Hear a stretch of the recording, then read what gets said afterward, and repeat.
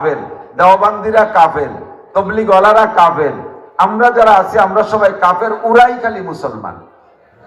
এই বেরেলবিদের বিপক্ষে সবচাইতে বেশি শক্ত কথা বলতেন আশরাফ আলী থানভী রহমতুল্লাহ আলাইহি। তো ওই বেরেলবিরা চিনুক আর না চিনুক, দেখুক আর না দেখুক, সবাই জানতো যে আশরাফ আলী থানভী সবচেয়ে বড় কাফের। তো অনেকেই চিনতো না। একদিন বিকেল বেলা সাথীদেরকে নিয়ে ঘুরতে ঘুরতে উনি অতর্কিত ভাবে বেরেলবি এলাকায় ঢুকে গেছে। ঢুকে যাইয়া তো এক পর্যায়ে মাগরিবে রক্ত হয়ে গেছে। মাগরিবে রক্ত হলে বেরেলবি মসজিদে আজান দিছে। উনরা তখন মসজিদের সামনে দিয়ে যায়। তো মাগরিবের যখন আজান দিছে, মসজিদের পাশ দিয়ে উলামায়ে কিরাম আজান শুনলে তারা আর হাঁটতে পারে না। এখন ওযু করে নামাজের জন্য প্রস্তুতি নিচ্ছে।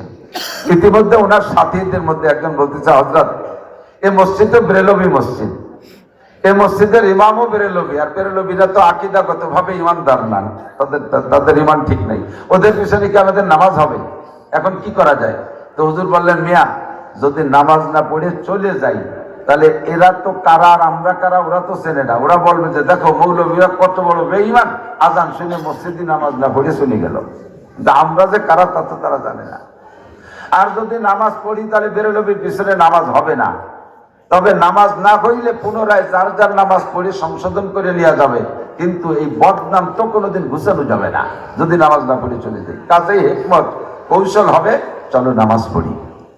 এবার ওযু বানাইয়া রেডি হচ্ছে, নামাজ পড়বে। এই ওযুর ভিতর দিয়ে ওই বেরেলবিরা বুঝে ফেলাইছে, কিভাবে কিভাবে চিনে ফেলাইছে এই যে সেই আশরাফ আলী থানভী বড় কাফের। যখন চিনছে যে এই যে আশরাফ আলী বড় কাফের, তখন ওরা ওই জায়গায় স্লোগান শুরু করছে, হ্যাঁ আশরাফ আলী তুমি বড় কাফের, তোমার সাথে যারা তারা কাফের, কাফেররা আমাদের মসজিদে ঢুকতে পারবে না, তুমি আমাদের মসজিদে নামাজ পড়তে পারবে না। থানভী রহমতুল্লাহ বুঝলেন যে সুযোগ পেয়ে গেছে তাই। এখন উনি বললেন, ভাই আমরা কাফের ঠিক আছে, তো কাফের যদি মুসলমান হইতে চায় তাকে তোমরা মুসলমান বানাও। ও হ্যাঁ মুসলমান বানাই। আমরা মুসলমান হতে চাই, আমরা মুসলমান হবে এই জন্য আসছি, আমরা তো কাফের তোমাদের নজরে, তা আমাদেরকে কি হলি মুসলমান বানানো যায়, একটু মুসলমান বানাই দাও। তখন ওরা মহা খুশি। এই দেওবন্দিকে থানভীকে বলা হয় দেওবন্দি পার্টির সবচেয়ে বড় কাফের আজকে মুসলমান হবে, ইমাম সাহেব ডেকে নিয়ে আসছে। তা আইনা ওযু কালাম করা এক কলেমা পড়াচ্ছে, কেমন যেন আশরাফ আলী থানভী কোনোদিন কলেমা বলতে পারে না। ওই নতুন মুসলিম, নতুন হিন্দু যারা তাদেরকে নব মুসলিম কলেমা পড়াইতে গেলে দেখবেন পুরো কলেমা একবার পড়লে পড়তে পারে না, কেটে কেটে বাংটা বাংটা করে পড়াইতে, ওরা সেইভাবে পড়াচ্ছে। বলো লা ইলাহা, থানভী কয় লা ইলাহা, উনি কয় ইল্লাল্লাহু, থানভী কয় ইল্লাল্লাহু মুহাম্মাদুর রাসূলুল্লাহ, কলেমা তো একই। এভাবে কলেমা পড়াইছেন, থানভী কলেমা পড়লেন, বলছেন যে তাহলে কি এবার আমি মুসলমান হইছি? কি বলো মুসলমান তো? বলে হ্যাঁ মুসলমান। এখন মসজিদে যাইতে পারি? বলে হ্যাঁ যাইতে পারে। এখন মুসলমান বানাইয়া মসজিদে ঢুকাইছে। মসজিদে ঢুকার পরে ইমাম সাহেব তো চেনে যে থানভী কত বড় আলেম, যদিও তাদের দলে পড়ে কাফের পায়, কিন্তু জানে তো যে থানভী কত বড় আলেম। এই থানভীর সামনে দাঁড়ায় ইমামতি করার সাহস এবার ইমাম সাহেবের হচ্ছে না। এখন ইমাম সাহেব বলতেছে, হুজুর নামাজ আপনি পড়ান, নামাজ আপনি বলান। থানভী রহমতুল্লাহ আলাইহি হাত ধরে ইমামতির জায়গায় দাঁড়ায় দিয়েছে। সাথীরা মুস্কি মুস্কি হাসে। এই জায়গা যদি আন্দোলন করতাম আর স্লোগান দিতাম, তাহলে আমরা 10 মৌলবী বেরেলবী গিয়াতে মাইর খাইয়ে শুয়ে যেতাম। কায়দা করে কৌশল করে ঢুকছি মসজিদে কলেমা পড়ে। যেই মসজিদে ঢোকার অনুমতি ছিল না সেই মসজিদের ইমাম এখন আমরা। কতক্ষণ আল্লাহ কাউদুইলা সাবিলি রাব্বিকা বিল হিকমা ওয়াল মাউইজাতিল হাসানা, মানুষকে হিকমত করে কৌশল করে মিষ্টি কথা দিয়ে পক্ষে আনো। উত্তপ্ত করে বিরক্ত করে কোনোদিনও পক্ষে আনা যায় না। কৌশলে হাতিটাও বশ করা যায়, অনকৌশলে মশাটাও ধরা যায় না। আপনাদের এলাকায় তো মশা নাই, আছে না? কোনোদিন একটা মশারে পূর্ণাঙ্গ সুস্থভাবে ধরতে পারছেন? ধরতে গেলে ওই আহত নিহত একটা কিছু হবে, পঙ্গু খোড়াকানা হবেই হবে, সুস্থভাবে মশাটা ধরা যায় না। অথচ গতকালকে সিলেট থেকে আসছি, জাফলং গিয়েছিলাম মাহফিলে, যাওয়ার সময় দেখি বিশাল বিশাল দুই হাতির পিঠে দুইজন বসা, ছোট্ট একটা লাঠি দিয়ে হাতি দিয়ে পিঠেছে। ডানি যাইতে গেলে ডানি যায়, বামে যাইতে গেলে বামে যায়, জায়গায় জায়গায় দাঁড়াবার সাদাবাজিও করতেছে। আমাকে গাড়িতে ঠেক দিয়েছে 20 টাকা দিতে। এত বড় হাতিটারে কৌশল করে মুরিদ বানায় ফেলাইছে যে হাতিরে এখন পিটাইলেও কিছু কয় না। যে হাতির পিঠে বৈশাখ পিটাইতেছে হাতিরে, সে বা কতটুকু আর হাতি বা কতটুকু। লাঠিতে হাতির মাথায় পিটেন দেয়, হাতিতে যদি উপরে সূর্য ধরিয়ে এনে পাততলে বেলায় পাড়া দেয়, তাহলে ওর দমের নাড়ি উল্টো বসতে বেরোয় যাবে না? অথচ এমন ভাবে মুরিদ করে ফেলাইছে যে হাতি এখন তার কথা শুনতে পারত, অথচ জীবনে একটা মাসারে পূর্ণাঙ্গ ধরতে পারলাম না সুস্থ ভাবে, ঠিক কিনা? এবার মাগরিবের নামাজের পরে থানবী বলতেছেন, ভাই আমি তো মুসলমান, তোমরাও তো মুসলমান, আমরা এখন সবাই এক দলে না? উনি বলতেছেন আমরা সবাই এক দলে না, এখন আমরা মুসলমান তোমরা মুসলমান, ঠিক তো? বলে জি। তাহলে আমি 2 মিনিট ওয়াজ করবো, তাকে একটু শোনা যাবে না? তুমি 2 মিনিট 2 ঘন্টা ওয়াজ করো, তুমি তো আমাকে লোক। এবার থানবী সুযোগ পাইয়া ওই মুসল্লি সবাই রে বৈশা 2 মিনিট ওয়াজ করতে যাইয়া ঈশা পর্যন্ত ওয়াজ করছে, আকীদার উপরে বয়ান করছে, এমন বয়ান দিছে মসজিদের সকলে ফিরে তওবা করিয়া কান্নাকাটি করে তওবা করে থানবীর পায়ে ধরিয়া আবার থানবীর কাছে বায়াত হয়ে নতুন করে কলেমা পড়ে মুসলমান হয়েছে। উদু ইলা সাবিলি রাব্বিকা বিল হিকমাতি ওয়াল মাউইজাতিল হাসানা। সারা বাংলাদেশে সব আমাদের বাড়ি, আমার গোপালগঞ্জ, এই জন্যই সবাইরে মুরিদ করতেছি না। আমার জেলার নাম শুনলে অনেকের বিরক্ত লাগতেছে, তা আমি টের পাই, কিন্তু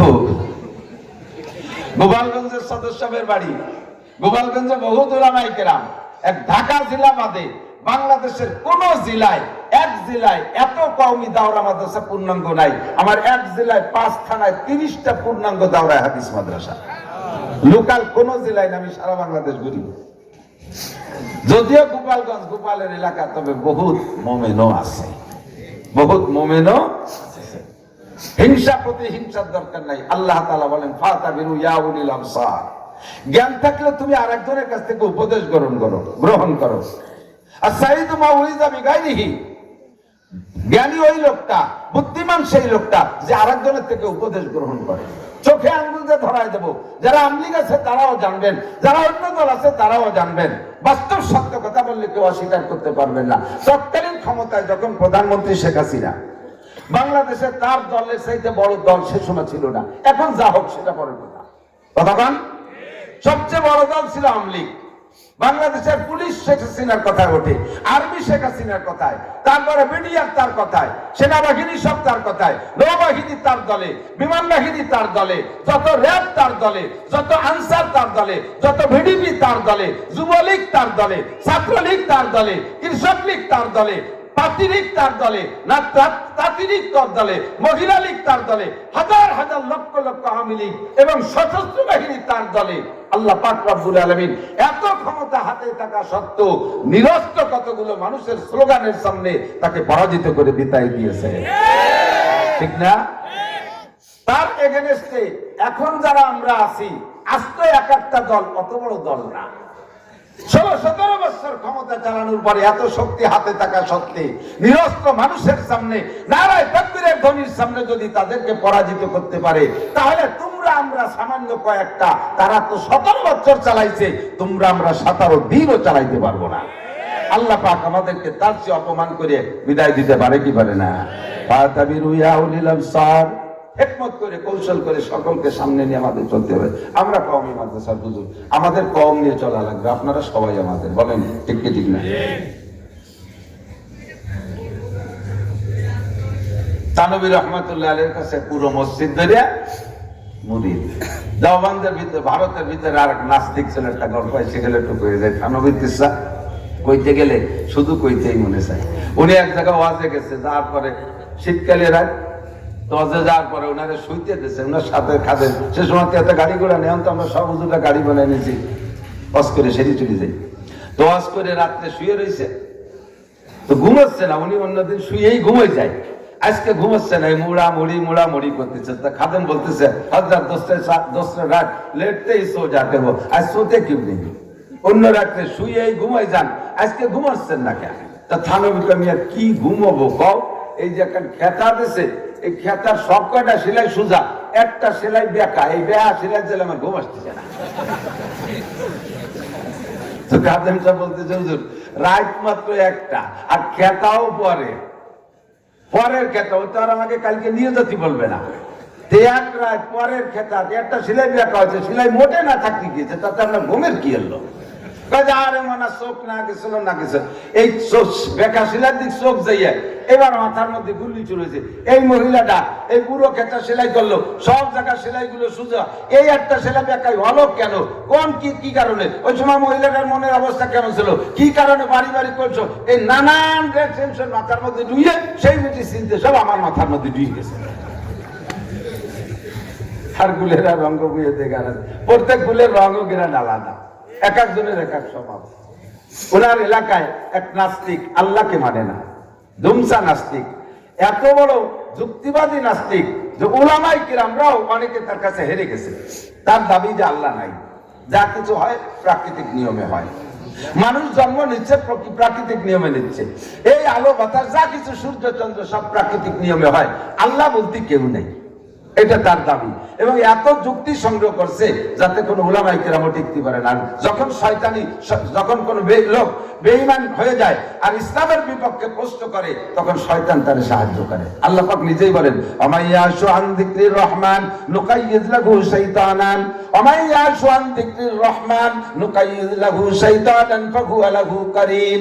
যদি কোনো ব্যক্তি ধর্ম বিমুখ হয়ে যায়, যদি কোনো ব্যক্তি আল্লাহ বিদ্বেষী হয়ে যায়, ইসলাম বিদ্বেষী হয়ে যায়, নবী বিদ্বেষী হয়ে যায়, তখন ওই লোকটার সাথে শয়তান নিয়োজিত হয়ে যায়, তাকে কঠিন থেকে কঠিন প্রশ্ন শিখাইয়া দেয়, হাজার হাজার যুক্তি শিখাইয়া দেয়। তার সামনে কোনো যুক্তিবাদী আর আলেম ওলামা টিকতে পারে না, শয়তানে তারে সাহায্য করে। তো ওই নাস্তিকের সাথে কেউ টিকতে পারতেছে না। এখন নাস্তিকরা হাটে বাজারে দেখলে ওই বাজারে মৌলবীরাও যায় না, যদি আবার কোন বিকায় দেবেন নিয়ে যায়। তো দুই মৌলবী একবার হিম্মত করেছে, বলতেছে, মিয়া তোমার জ্বালায় তো আমরা হুজুররা হাট বাজার বন্ধ করে দিলাম, তুমি আল্লাহরে খুঁজে পাও না, তোমার সাথে আমরা যোগ দিতে পারি না, তুমি এক জায়গায় গেলে আমার মনে হয় আল্লাহরে পাইতে। তো বললো যে তাহলে সেই জায়গাটা কোথায়, বলো কোন জায়গায় গেলে আল্লাহরে পাবো। আশরাফ আলী থানবীর কাছে যাও, থানা ভবনে, ভারতের ভিতরে জায়গার নাম থানা ভবন, নাম তার আশরাফ আলী, উনার কাছে গেলে তুমি উনারে হারাইতে পারলে আমরা সবাই তোমার দলে চলে যাব, আর উনারে না হারাইতে পারলে তুমিও আমাদের দলে আসবা। ওই লোক ওই জায়গাটা দেরি না করে ডাইরেক্ট চলে গেছে আশরাফ আলী থানবীর কাছে। যাইয়ে দেখে আশরাফ আলী থানবী ফতোয়া লিখতেছে, ওই জায়গায় বসে ওনার মাথায় বড় পাগড়ি, গরমকালেও পাগড়ি করতেন, মাথায় বড় পাগড়ি। যাইয়ে সালাম কালাম তো পিছনে যাইয়ে বলতেছে, হ্যাঁ মৌলভী সাথ পে ইতনে বড়ে কপড়ে কিউ পে জকড়ায়া, হ্যাঁ মৌলভী মাথার পর এত বড় খেতা বাঁধছো কেন?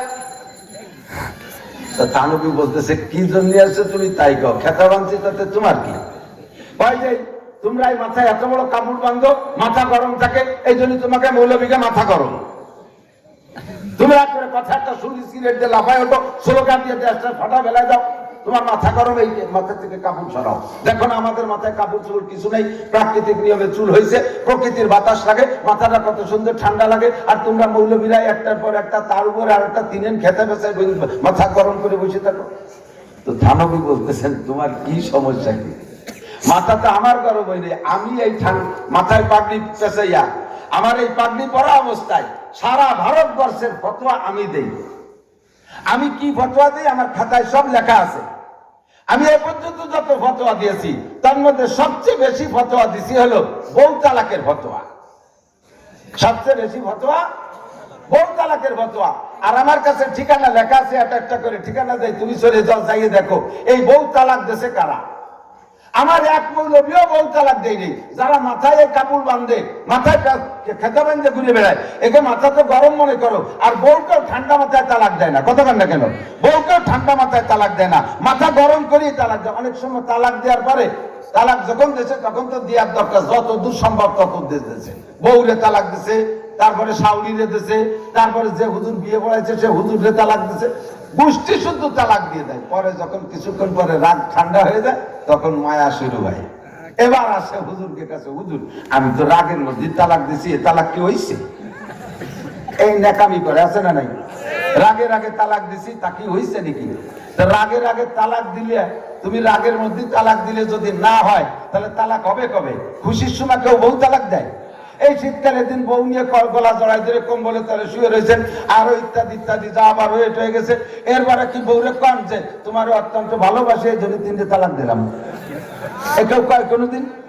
বউ তালাক তো দিয়ে মাথা গরম করিয়া। আগে রাগ হবে, এরপরে গালাগালি হবে, এরপরে মারামারি হবে, এরপরে মিলেটা ঠ্যাং ধরে টেনে ছিঁড়ে ফেলবে, এরপরে শোকেস রাতে ফেলাই দেবে, এরপরে যা পাবে সামনে সব ভাঙে চুরে গুলো গুলো করে, এরপরে বহু তালাক, এরপরে 1 তালাক 2 তালাক 100 তালাক দেখ ধরে তালাক দিয়ে দেবে। এই হলো তালাকের নিয়ম। তাতে মাথা গরম না হলে কেউ তালাক দেয় না। আর দেখ আমার এই খাতায় লেখা আছে কারা কারা বহু তালাক দিয়েছে। তোর মতো এয়ার কন্ডিশন মাথা লাগাই সব তালাক দিয়েছে। আমার হুজুরকে মাথা পাগড়ি থাকে, তুই তো কলি যে পাগড়ি গেলে মাথা গরম হয়। আমার একটা হুজুরও বহু তালাক দেয়নি। দেখের মধ্যে বহু তালাক, হুজুরকে বহু তালাকের কোনো ফটো আছে নাকি? সব তোর মতো এয়ার কন্ডিশন আলাদা মাথা গরম করে তালাক দিয়েছে। তুই কি করতেছিস তাই বল। আমি কইতেছে যে তুমি আগে বলো যে তুমি মাথায় পাগড়ি বাঁধছো, এতে কি লাভ? তো থানবী রহমতুল্লাহ আলাইহি ওর খবর নিয়ে, ওর ঠিকানা নিয়ে জানিয়ে ফেলাইছে যে ওই লোক যদিও নাস্তিক, ওর বউ আবার থানবীর কাছে মুড়ি। তো উনি বলতেছে যে এই তুই আমার এই পাগড়ির ফজিলত এল পড়লে লাভ কি, এটা আমার কাছে শোনার দরকার নেই, এটা তোর বউই ভালো জানে। এই শুনলি রেখে গেছে। হ্যাঁ বলবি থানবী, তুমি আমার বউর সাথে কবে প্রেম করলে? তুমি আমার বউরে কি করে জানো? তুমি এইভাবে আমার বউর সাথে লাইন করছো। থানবী কয় দেখছিস তোর এয়ার কন্ডিশন গরম হয়ে গেছে। তুই আইসে আমার পাগড়ির পর যে আক্রমণ করছিস, আমার মাথা গরম হলো না, আমি ঠান্ডা মাথায় জব দিচ্ছি। আর তোর এক কথা বলার সাথে সাথে তোর এয়ার কন্ডিশন হিট হয়ে গেছে। যা তুই তোর বোর কাছে শুয়ে আয়। ওই জায়গা থেকে রাগে বলতে বলতে গেছে যে দেবো আজকে বউরে তালাক। গরমে গরমে যাই ধরছে বউরে, গ্রাম্য বাংলায় গুটি খানিক মাইরে দিয়ে, তুই এই থানবীর সাথে প্রেম করছিস কবে থেকে? বউ কাছে কি হয়েছে? তুমি সারা দুনিয়ার মৌলবীকে বাসায় স্যাক দিয়েছ, আর আজকে আমার হুজুরির দ্বারে গেছো। ও জায়গা কি ঘটনা করছে? তুই কবে আশরাফ আলী থানবীর সাথে সম্পর্ক করছিস তাই কর। কি হয়েছে তাই বলো। তোর আশরাফ আলী থানবী কইছে তার মাথায় এরকম পাগড়ি পেঁচানো থাকে, পাগড়ির ফজিলত বলে তুই জানিস না, কলি করে তোরে তালাক দেবো। তো বউ থানবীর ছাত্রী তো, সে বুঝে ফেলাইছে হেকমত। সেটা বসো, খাও, মাথা ঠান্ডা করো, আস্তে আস্তে বলি। তা আস্তে আস্তে বলতে যাইয়া ওই দিন ঘরে খাবারের ইন্তজাম অনেক ভালো। ওরে বসাই দিয়ে টেবিলে সব খাবার প্লেস করে এক একটা করে খাবার আনে, আর ওই খাবারটাকে জালি দিয়ে ঢাকা। জালি জালি আছে না, জালি দিয়ে ঢেকে আনে। প্রথম একটা খাবার আনছে, গোশ আনছে, সেটা জালিতে ঢেকে আনছে, ভাত আনছে জালিতে ঢেকে আনছে, এরপরে পায়েস আনছে জালিতে ঢেকে আনছে, ঘি রাখছে তা জালিতে রাখছে, মাখন আনছে তা জালিতে ঢাকা, তারপরে আরো যা আনছে সব কিছু জালিতে ঢাকা। শুধু সিলুমসি আনছে, সিলুমসি জানেন তো, ওই এটে পানি রাখে, সিলুমসিটা আনছে, ওইটারে জালিতে ডাকে না। ও তো সিলুমসিটা জালিতে ডাকে নিতে, এভাবে আলগা হয়েছে। তো এবার বউ এক একটা করে ওই জালি উঠে আর বলে, বলো তো স্বামী এটারে জালি দিয়ে ডাকলাম কেন? ওর মধ্যে গোশ মাছি পড়ার ভয়তে। বলো তো এইটারে জালি দিয়ে ডাকলাম কেন? ওইটার মধ্যে মাছের জল, ওর মাছি পড়ার ভয়তে। এইটারে জালি দিয়ে ডাকলাম কেন? ওর মধ্যে পায়েস মাছি পড়ার ভয়তে। এইটারে জালি দিয়ে ডাকলাম কেন? ওর মধ্যে মাখন মাছি পড়ার ভয়তে। এইটারে জালি দিয়ে ডাকলাম কেন? ওর মধ্যে বিরিয়ানি মাছি পড়ার ভয়তে। এইটারে জালি দিয়ে ডাকলাম কেন? ওর মধ্যে কাঁঠাল এ মাছি পড়ার ভয়তে। এই যত খাবার আছে সব মাছি পড়ার ভয়তে ডাকছি, ঠিক না? বলে হ্যাঁ। হয়তো সিলুমসিটা ডাকলাম না কে কৌদি? সিলুমসি মানুষের জালিতে ডাকেনি। কত রাত্রি দাদি পেশাব করে, দিনই বেলা আমরা থুকটাস ফেলাই, ওই কেউ জালিতে ডাকেনি। এবার বউ পায় মুসলমানের মাথা, আলেম ওলামার মাথা, নামাজি মানুষের মাথা, মুফতি সাহেবদের মাথা, মুহাদ্দিসদের মাথা, এসব মাথার ভিতরে কোন মাথার মধ্যে ঘি, কোন মাথার মধ্যে মাখন, কোন মাথার মধ্যে পায়েস, কোন মাথার মধ্যে ঘি গোশ, কোন মাথার মধ্যে কাঁঠাল, কোন মাথার মধ্যে আম, যার কারণে মাছি পড়ার ভয়তে প্রথমে একটা জালি দেয়, তার নাম টুপি, ওর উপরে আর একখান কাপড় দিয়ে ঢাকে, তার নাম পাগড়ি। আর তোমার মতো নাস্তিককে মাথা দাদির সিলুমসি, রাতভর শয়তানে পেশাব করে, আর দিনভর মানুষ থুকটাস ফেলে, এই জন্য জালিতে ডা লাগে না। এমন মার দিয়ে দিয়েছে বৌদি, খাও এবার খাও, কয় না আর খাবো না, এখন খাবো না, আমি থানবীর কাছে আগে তওবা করে আসি। মাইয়াহদিল্লাহু ফাহুয়াল মুহতাদ, আল্লাহ যারা হিদায়াত দেয় যে কোনো একটা দুটো কথাই হিদায়াত পেয়ে যায়। কথা কান, মাইয়াহদিল্লাহু ফাহুয়াল মুহতাদ ওয়া মাইয়ুদ্লিল ফালান তাজিদ লাহু ওয়ালিয়াম মুরশিদা। আল্লাহ যারা হিদায়াত দেয় ছোট্ট একটা কথার ভিতরে হিদায়াত হয়ে যায়। স্ত্রী এমন প্যাচ দেশে কয় খাবার সব ডেকে রাখো, আমি থানবীর সাথে বেয়াদবি করে আসি, আমি পেয়ে গেছি আল্লাহকে। ইসলামের প্রত্যেকটা মাসালার ভিতরে মুসলমানদের অনেক অনেক উপকার আছে, এটা আমি বুঝি আর না বুঝি। কথা বলেন। নবী বলেছেন দাড়ি রাখো, দাড়ি কাইটো না। এই দাড়ি কাটার কথা নিষেধ করেছেন, দাড়ি রাখার কথা নবী বলছেন। এবার তোমার সায়েন্স কাটাও, তোমার সায়েন্সের দায়িত্ব তোমার কাছে। সায়েন্স ঢুকে দেখো দাড়ি রাখা আর কাটার মধ্যে লাভ আর লস কোনটায়। এবার সমস্ত সায়েন্স, মেডিকেল সায়েন্সের বিজ্ঞানী ডাক্তাররা গবেষণা করে বের করছে দাড়ি কাটবে যত বেশি, দাড়িতে ক্ষতি তত বেশি হবে। যে যত বেশি কাটবে বেশি, তার দাড়ি পাকবে তত তাড়াতাড়ি। কতক্ষণ দাড়ি কাটতেছেন কি জন্য? এখন দাড়ি রাখলে চাচা দেখা যায়, দাড়ি রাখলে চাচা চাচা বাপ, চাচা ওর বাড়িতে দাড়ি রাখে নাই, এভাবে জীবন করে খোকা রয়েছে দাড়ি কেটে। হঠাৎ করে তবলিগা লাগে হাতে ধরা পড়ে গেছে, চরমনের হুজুরের কাছে বায়াত হয়ে গেছে, এখন তো দাড়ি না রেখে উপায় নেই, তো দাড়ি এবার রাইকে বেলাইছে। এতদিন দাড়ি কাটে কাটে চাচা ওর বাড়িতে খোকা রয়েছে, এখন যখন দাড়ি রাখছে ভিতরে ভিতরে তো দাড়ি পাইকে গেছে, রাখার সাথে সাথে ফকা ফক সাদা, 100টা দাদা হয়ে গেছে। মাঝে আর চাচা হওয়ার সুযোগ পাইনি, খোকার থেকে দাদা। কথা বল। দাড়ি যত কাটবা বেশি, দাড়ি তত পাকবে তাড়াতাড়ি। এবার দাড়ি যত কাটবা বেশি, মেডিকেল সায়েন্সের গবেষণা, চোখের পাওয়ার তত তাড়াতাড়ি নষ্ট হবে। দাড়ি চাচার এই অ্যাকশনটা যৌন পাওয়ার পর্যন্ত জড়িয়ে সেক্স পাওয়ারের উপর আক্রমণ করে। দাড়ি যত বেশি কাটবা, সেক্স পাওয়ার তত দুর্বল হবে।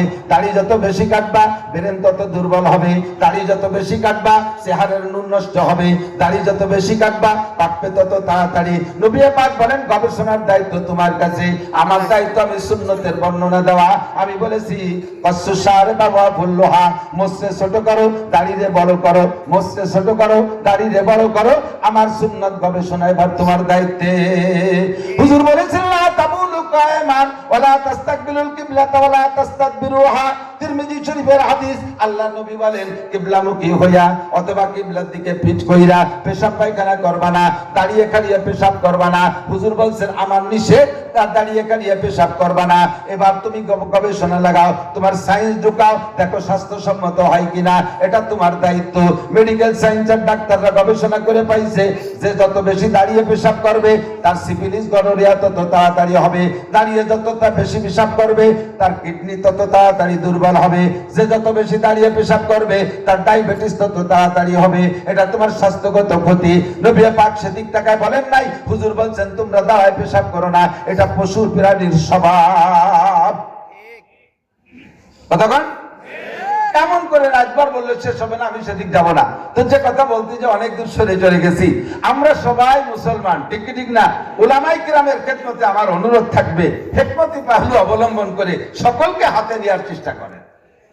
আজকে একদলরে খুশি করলাম, কাল আর একদলে হিট দিলাম, আবার কাল আরেক দল আসলো, সে দলরে খুশি করলাম আর একদলে হিট দিলাম। জীবন ভরে আমরা দোমুখী হয়ে থাকতে রাজি না।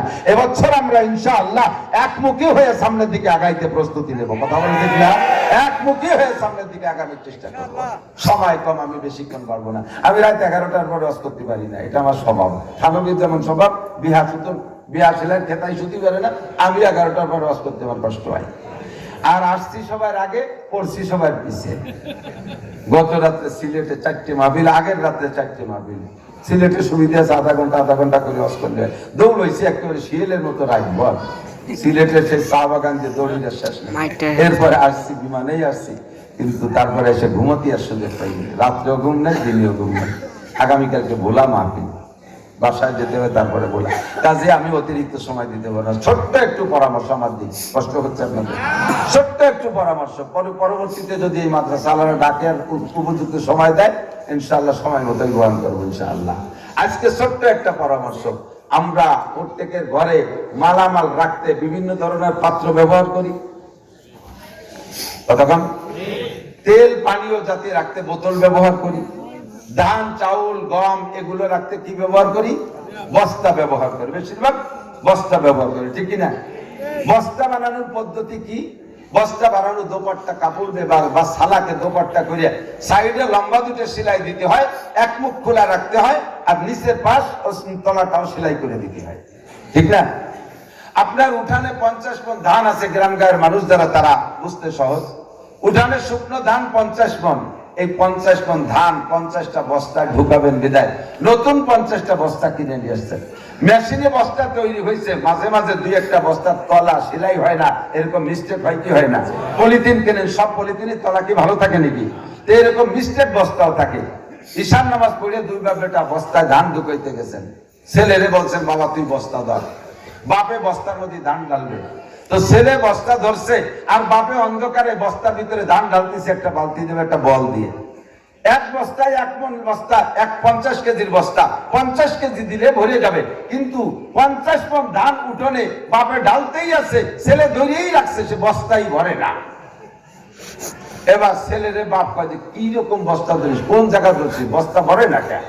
ছেলেকে বাপরে ধমক দেয়, তুমি ডালো কোন জায়গা, বস্তাই তো ভরে না।